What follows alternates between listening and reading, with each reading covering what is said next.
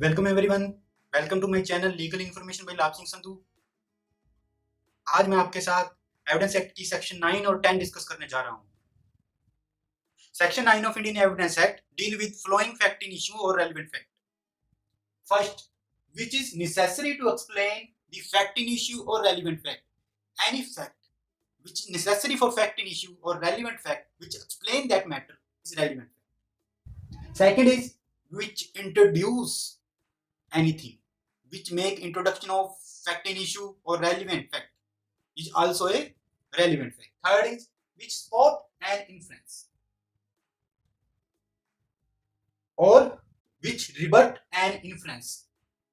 Any inference suggested by fact in issue or relevant fact which is supported or rebutted by fact in issue or relevant fact is also an relevant fact. Fifth is establish the identity of anything or person.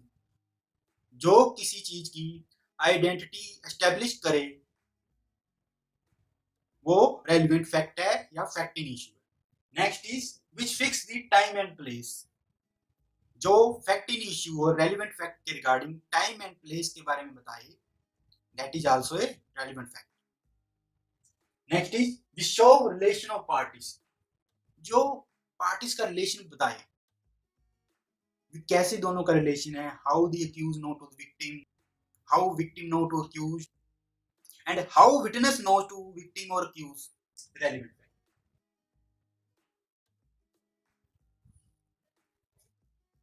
Now first point is necessary to explain any fact which explain any fact in issue or relevant fact is also a relevant. Explanation may be of any type. जैसे मैं आपको example देता हूं, जैसे एक murder हुआ, how witness reached to the point of occurrence, how accused had done murder, how victim has called help from the police or public authority.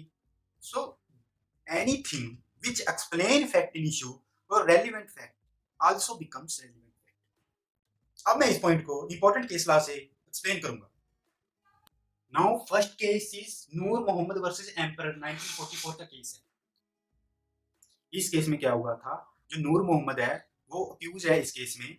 उस पर एलिगेशन था कि उसने कासिम की सिस्टर मिस सैदा को अबडक्ट कर लिया था। जब कासिम अपनी सिस्टर सैदा को लेकर पुलिस स्टेशन जा रहा था तो उस समय क्या हुआ, जो नूर मोहम्मद है वो इधर उधर घूम रहा था। तो उसको देखते ही जो मिसिस सैदा है, कासिम की जो सिस्टर मिसिस सैदा है, वो चिल्लाई कि यही वो दोषी है, वो अक्यूज है जिसने उसको अबडक्ट किया था।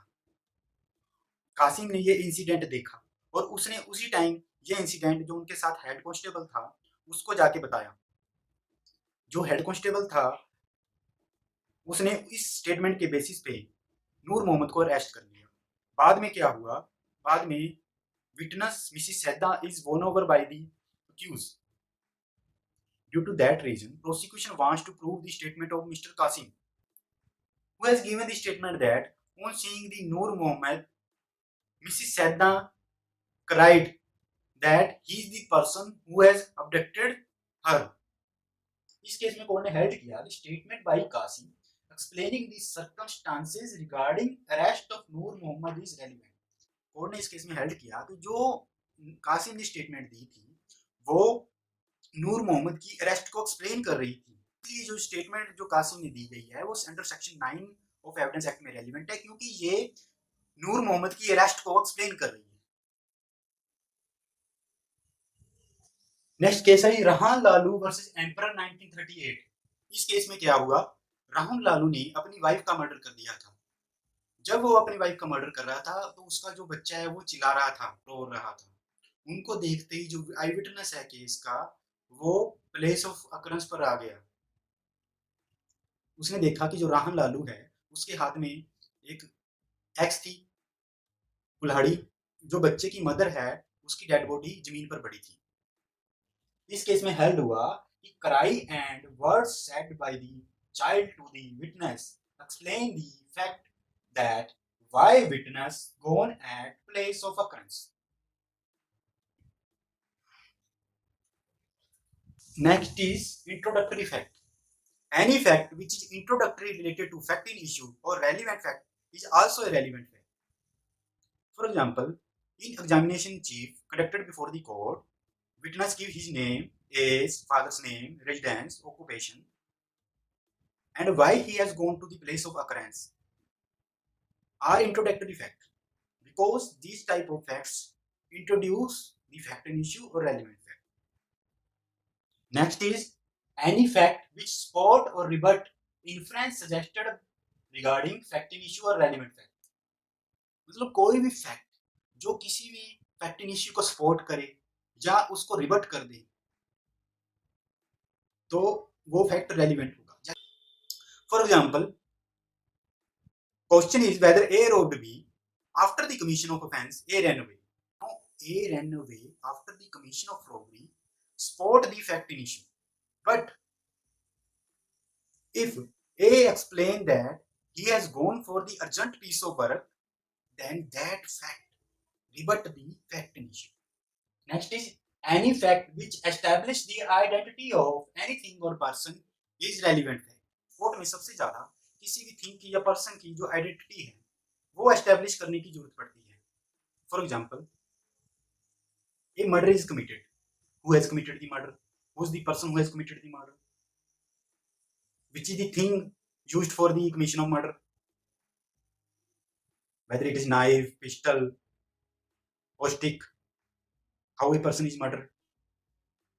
So anything which establish the identity of a person or thing is also a relevant. मान लो किसी भी पर्सन की जो आइडेंटिटी है वो फैक्ट इन इश्यू है. मान लो भी हमने ये पता करना है कि ए ने मर्डर किया है. अब हमने प्रूव करना है भी ए है वो वही पर्सन है जिसने मर्डर किया है. तो हम कैसे प्रूव करेंगे? इसको प्रूव करने के लिए personal characteristics of a person is also relevant. For example, height, age, complexion, fingerprint, footprints,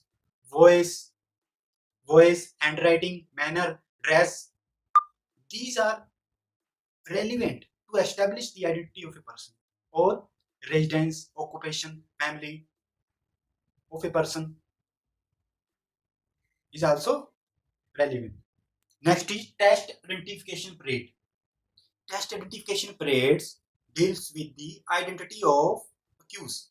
For example, A committed murder of B and C is the eyewitness.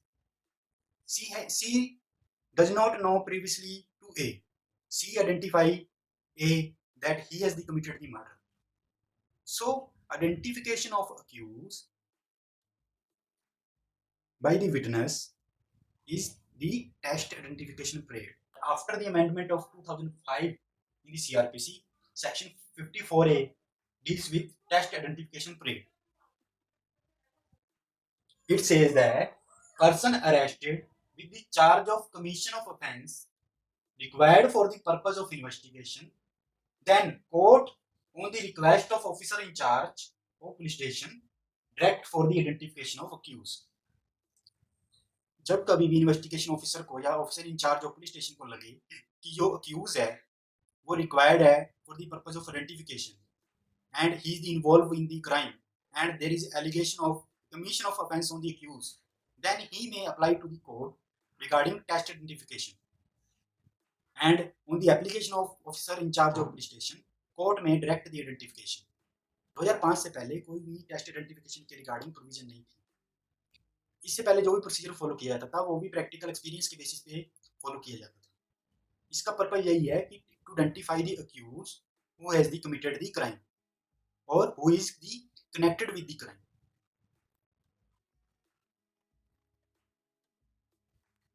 Next is case related to test identification parade, that is Hira versus State of Rajasthan, AIR 2007, Supreme Court 2425. In that case, Honorable Supreme Court held that the test identification parade should be conducted as soon as possible because it eliminated the possibility of accused being shown to witness. क्योंकि अगर witness ने accused को पहले ही देख लिया तो वो उसको पहचान लेगा, जिसके कारण इनोसेंट पर्सन को भी क्राइम में इन्वॉल्व कर लिया जाए. तो इसलिए कोर्ट ने कहा है कि जब भी किसी भी अक्यूज को अरेस्ट किया जाए तो उसकी टेस्ट आइडेंटिफिकेशन परेड जल्द से जल्द करवानी चाहिए. Next case is Ankush Maruti Shinde versus state of Maharashtra, AIR 2009 supreme court 2609। इस केस में क्या हुआ था, जो क्यूज की टेस्ट आइडेंटिफिकेशन पीरियड है वो मैजिस्ट्रेट ने करवाई थी, and that test identification period was conducted in the jail complex. इस केस में क्या हुआ, मैजिस्ट्रेट ने जो रिपोर्ट सेंड की, उसने उसने रिपोर्ट में ये लिखा कि he has satisfied regarding the respectable person produced by the police and all the accused person were stood in the queue, and magistrate has also given the explanation report that no police personnel and jail employee were come at the time of test identification parade, and at the time of calling of each witness accused person has changed the clothes। जब भी हर एक witness को बुलाया गया तो accused को अपने cloth change करने को कहा गया, और मैजिस्ट्रेट ने ये सेटिस्फाई किया कि विटनेस अक्यूज को पहले से ना देख सके।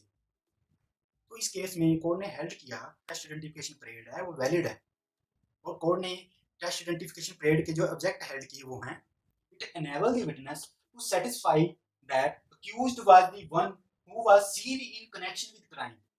मतलब भी जो अक्यूज वही है जिसने क्राइम किया है। Secondly, it satisfy the investigation authority. ये टेस्ट आइडेंटिफिकेशन पीरियड का जो दूसरा ऑब्जेक्ट है वो ये है कि ये इन्वेस्टिगेशन अथॉरिटी को भी सेटिस्फाई कर देता है कि अक्यूज वही है जो क्राइम से रिलेटेड है।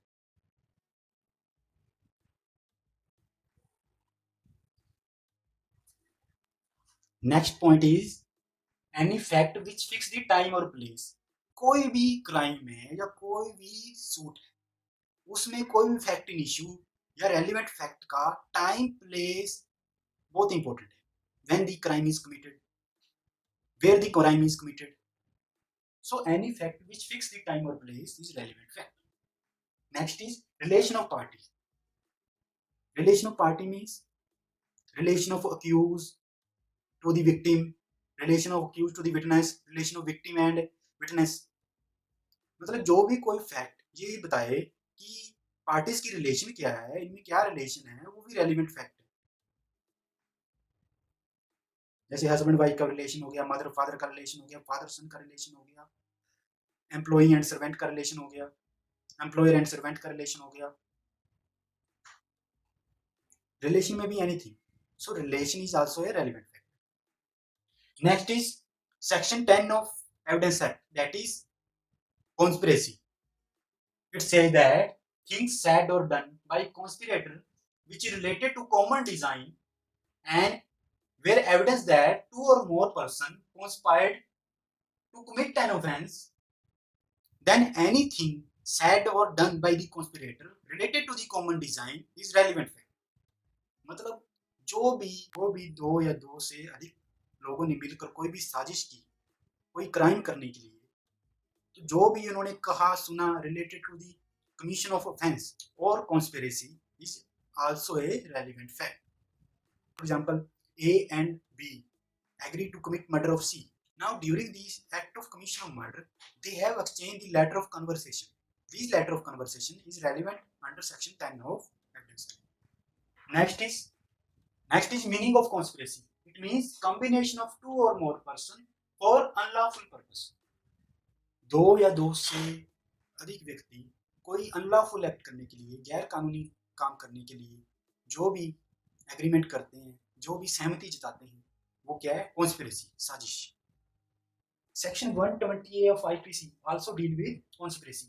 It says two or more persons agree to do or cause to do an illegal act or any act which is not illegal but by illegal means। मतलब कोई एक्ट जो illegal हो या illegal ना हो but उसको illegal way से करें, that is also a conspiracy. अब सेक्शन 10 ऑफ एविडेंस एक्ट के टू पर्पस। फर्स्ट पर्पस है it prove the conspiracy and it prove that any person was party to the conspiracy. मान लो भी किसी भी केस में कॉन्स्पिरेसी का केस आ गया तो उसको प्रूव कैसे करना है वो सेक्शन 10 बताता है। It provide the procedure regarding proving of conspiracy and also provide that how the party to the conspiracy be proved. Now next is case law related to conspiracy, that is state of UP versus Damu Gopinath Shinde. It is case of year 2000 Supreme Court। इस case में क्या held हुआ, इस case में held हुआ कि accused spoken to each other reference to common design। is relevant.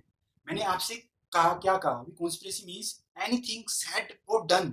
जो भी कहा और किया that is conspiracy में relevant है. तो accused ने एक दूसरे से बात की वो भी relevant है. Next case is CBI versus VC Shukla 1998 Supreme Court. This is related to हवाला case. इस केस में क्या हुआ? Question is regarding entry of account books. Prosecution witness has given the statement that accused are known to each other and one of accused has gone to the house of other accused only on the formal occasion. Except this, prosecution witness has not given any evidence or statement regarding other accused. In this case, Honorable Supreme Court held that the conspiracy is not proved because when anything is not proved qua other accused, then it cannot be said that the conspiracy is proved.